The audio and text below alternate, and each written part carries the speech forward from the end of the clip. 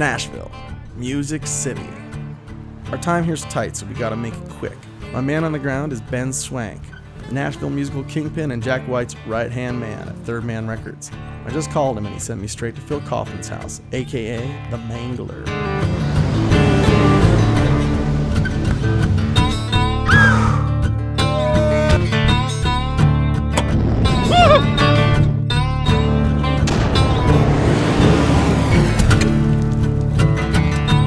He's a Nashville celebrity and probably the most infamous roadie ever for many reasons, but none more so than for stealing Gram Parsons' body and burning it. I've heard he's an amazing character and an unmatched storyteller, but he'll eat you for breakfast if he doesn't like the look of you. So I've got my best pants on. Phil Kaufman, I presume? Hey, man, thanks for waiting. How's it going? Good to see you, man. Good to see you. Good to see you. Tim Harrington. Go inside? Sure. This is the Casa de Mangler. All my memorabilia is on the wall and in my mind. Over here, there's the Wall of Shame with Steve Earle and Emmy Lou, Gram Parsons. I love this picture. Oh, this one here. That's That's early rock and roll. Money, cocaine, hashish, and a gun. And off to work. That's all you need. He's off to the office. Off to the office, yeah. I celebrated 3/4 of a century and no progress last year. I'm 76 Nice. this year and still at it. Still riding motorcycles, scuba diving, and chasing younger women, 65, 70. You know, the young girls, yeah. How did you get started? When I got out of prison, I was a marijuana felon in the 60s. So a buddy called me up and said Mick Jagger and Marianne Faithfull were coming to L.A., and they needed somebody to drive them around. Somebody knew the area, so the guy bought me a pair of shoes. And it was time to go to the studio. They were mixing Beggar's Banquet. And I got to the studio, and they said, "Who's there?" And I said, "Rolling Stones." I said, "They're not here." I said, "Yeah, they're here." I hear the guy in the back says, "They're not only here, they're on the right day, they're on time." And I said, "They're going to be on time every day." So I drove them back to their house, a brand new '68 Cadillac convertible. And Mick said, "How are you getting home?" I said, "I'm going to have to walk. I didn't have any money." And Mick said, "Oh shit!" He took $1,500. All the money he had in his pocket, handed it to me, gave me the keys to the car, and said, "See you tomorrow."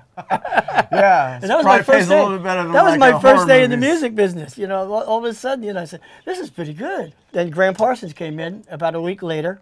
Gram asked me if I worked for the Flying Burrito Brothers touring, and I said, "What does a road manager do?" He said, "Well, it's the same thing you do for the Stones in the house. You just take it on the road." I said, "Oh shit, I can do that." I like talking about Gram. Well, I met Gram, as I said, through the Flying Burrito Brothers. And we went to a funeral for Clarence White, who was the guitar player for the Byrds. And Gram and everybody there was saying that, if Clarence had his choice, that would not have been his choice of funeral. It would have been a little bit more subtle. So Gram and I had a few sherbets. And he said, "Look, if I die first, I want you to take my body out to the desert and burn it." I said, "Me too. Is it a deal?" And we shook on it. Of course, the asshole died several months later. And I'm sitting around the house playing shoulda. I should have been with him. I shouldn't have let him do this. I should have. So anyway, my girlfriend says, "Get off your ass and do it." So I did. I borrowed a hearse from a friend, went out to LAX, and convinced them that the family wanted the body flown out to New Orleans. And so you just took him out to Joshua Tree? Took him out to Joshua Tree and opened up the casket. And we used to play this game. "What do you got something on your shirt?" Burp. That was the last thing he got from me. And then I put the gas on him and said, "See you around, pal," and lit a match and threw it in. Oof. It's a big flame ball of oxygen as the gasoline ignited. And I could see his ashes going up into the desert. I said, "My job's done here." And then we left, and a couple of days later, the police arrested me for Grand Theft Parsons. You produced Manson's record. Yeah. True, worked on it? Yeah, Charlie Manson. I've got the original copies inside. Oh yeah. Yeah, I'll show you. Yeah. I heard him singing in the prison yard. He sounded kind of like a young Frankie Lane. So when I stayed with Charlie and the family for a while. I've had sex with more murderers than anybody in show business. but then Charlie got a little crazy, and I said, I got to go. And he said, "You can't stay here. You're too smart." Yeah, he's like, you got to be the smartest. Yeah, you can't be smart and hang out with Charlie. You know, Charlie does the thinking. Here's something. The original Charles Manson album. We only did 300 of them, but it's been bootlegged for quite a few years now. He gave me the rights to his music, and this taken from 1/4-inch tape. It's not a very good mix, but it's the original one. He used to call me occasionally, and the last time he called me, he was rambling on, and I said, Charlie, the difference between you and I is that you're doing life and I'm living it. He said, you think that's funny? I said, it's fucking hysterical. Don't call me again. And I hung up on him, and I haven't heard from him since. Yeah. Hope I haven't offended him. Those murderers are so, they're so touchy. Was part of your job ever involved scoring tail for the bands, or were they got that covered on their own? If somebody sees somebody like the girl would wave at him, I just give her a backstage pass and then bring her back. Yeah. Like Sweet Connie. You ever heard of Sweet Connie?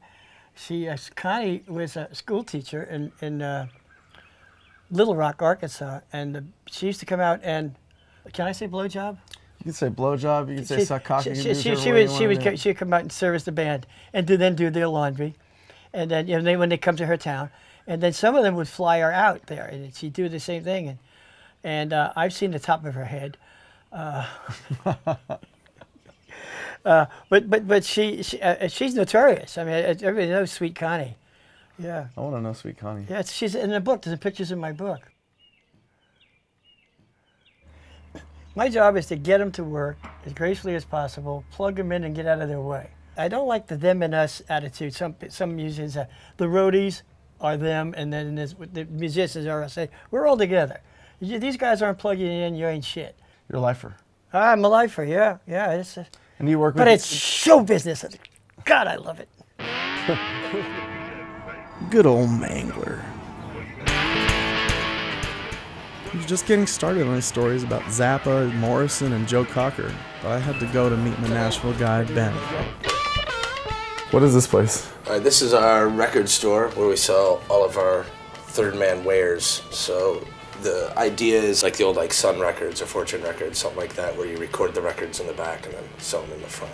So we only sell third man stuff. All of our miscellany, t-shirts and 45 middles, all kinds of random novelty and junk. So.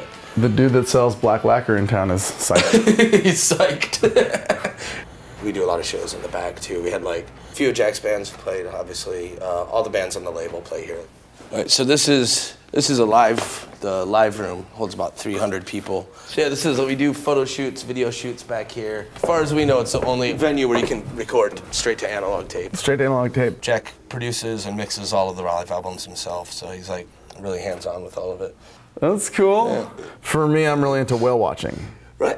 You lay down naked, and you look down and you try and give yourself a boner without touching, and it kind of flops around like a whale. And you can look down and be like, whoa, she breached. I've never done that. Bobby. Oh, see, that's weird. We just met. I'm sensitive. I understand. Oh man, I always get a little too friendly and mess things up. Ben doesn't seem too mad though. He said he's gonna take me to Glenn Danzig's house. It's like a house party place where these dudes put on shows in their house. And I was like, yes. I hope while these guys set up the show, I can work on my new Nashville-inspired 4-part electronic opus.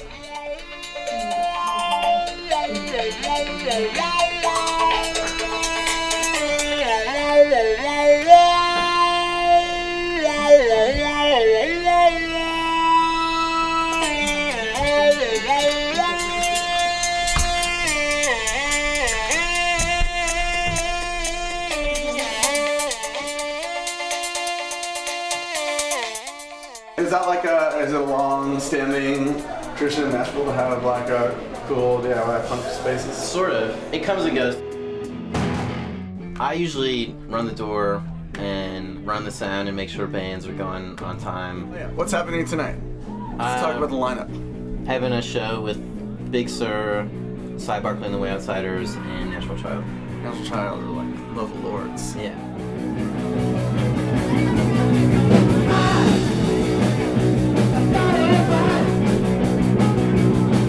Hey!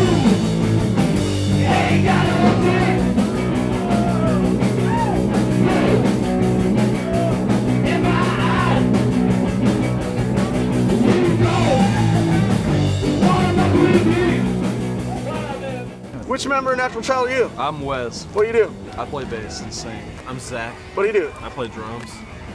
Piss McMurray. What do you do? I'd be turned around at interviews. Watch out, it's hitting your shoes. It's all right, I got boots on. You guys are road dogs. Yeah. Where you guys from? Nashville, Tennessee. Right here? Yeah. What do you guys traveling when you're on tour? A minivan. Right there. Mini V? Oh, you can see it's But don't show it because we don't want these to know. Yeah. Nope. How long are you on the road for when you're on tour? Long stints, little short runs? Never more than like, 2 or 3 weeks. yeah. Oh, that's. I thought you said you guys were road dogs. Well, we are, but no, that's good. See, listen, if you tour too much. Lap dogs. I thought you guys meant like a big old Turner and Hooch dog, but now I'm like road For chihuahuas. like a month straight, tired you and lose shitty your at shit running, and you you get, know? like you get sick. Everybody gets sick at least once on tour. It's terrible. You roll into the club. What's the vibe? What vibe do you want when you're like, this is gonna be good? Everybody handing us weed. Yeah, people like And, smoking joints in the bar. Let's hear it for the Natural C. No, okay. All right, look at it.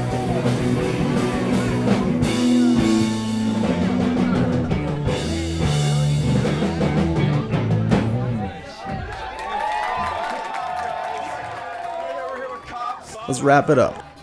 What have I learned in Nashville? 1, I want Mangler to be my dad. 2, I want to live in Third Man Records. 3, I want to hang out at Glenn Danzig's house every night for the rest of my life.